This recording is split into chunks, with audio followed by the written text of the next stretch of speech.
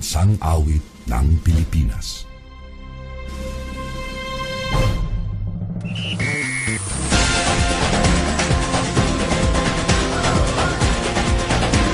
Kumakaway, piliin mo rin ang Pilipinas, kapulo ang kwintas ng perlas.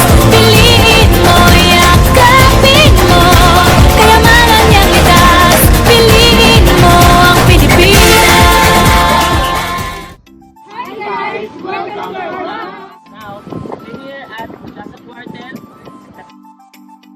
Cathedral Church, and Rizal Park in Puerto Princesa City. This time, ipapakita namin sa aming vlog ang core values of how being a good Filipino.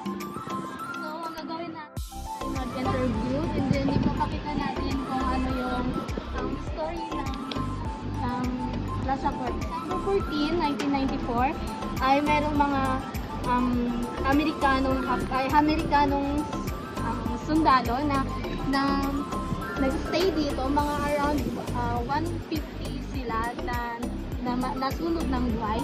And then yung iba namang nakasurvive ay pumunta sila lumangoy sila sa papuntang Iwaig. Then yung iba namang yung mga namatay ay inilibing sila sa Jefferson Park. So,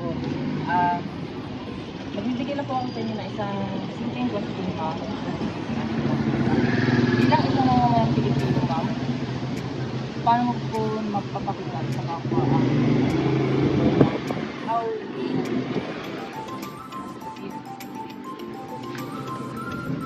Tingin ko para maging isang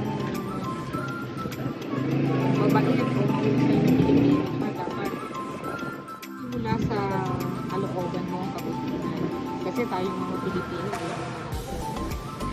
maraming hindi maganda na nangyayari sa society natin.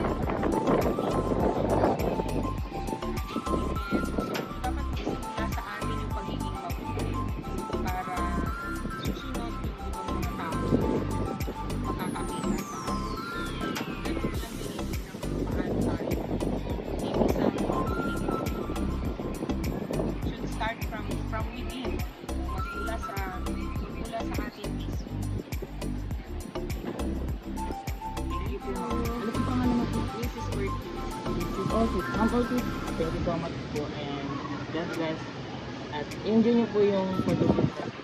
Marami pa po kayong mapupuntahan na mga location, mga creations na makita. Thank you po, ma'am. Good morning po. Good morning. Kahit maapo na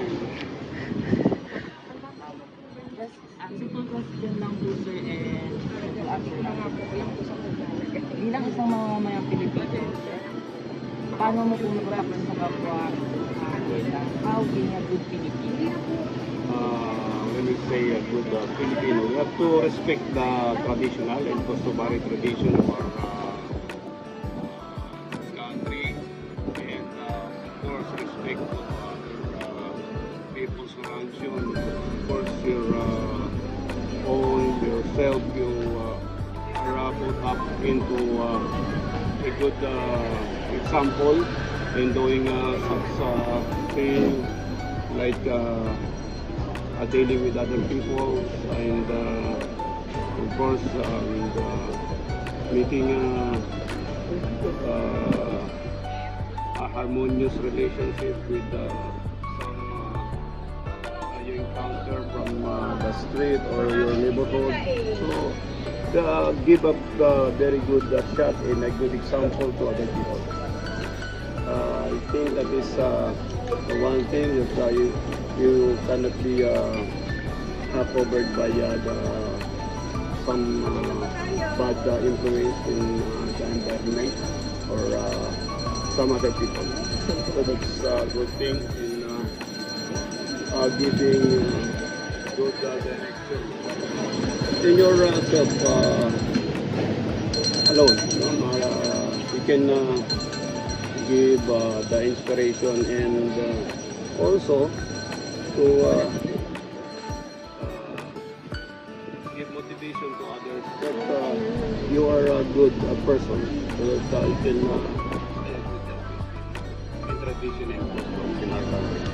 Thank you so much, sir. Ano po pangalan natin, sir? William. Sir William, thank you so much po. And God bless po.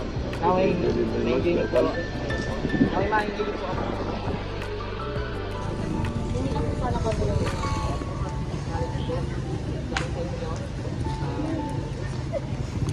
Tanong lang po ako ng isang question.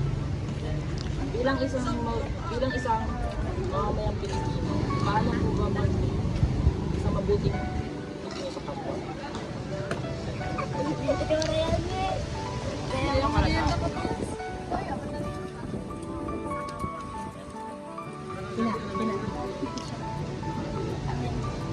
Sa pamamagitan po ng pagtulong sa kapwa, kaya pagtutulungan, pagmamahal, Ano pangalan mo, ma'am? Samantha po. Ang pagiging mabuting Pilipino ay hindi lamang nasusukat sa salita kundi sa gawa. Narito na rin ang pagmamahal sa ating bayan, pagpapahalaga sa pamilya, pagiging marespeto sa kapwa, at pagiging makakalikasan. At syempre, ang hindi mawawala sa lahat ay ang pagmamahal sa buong may kapal.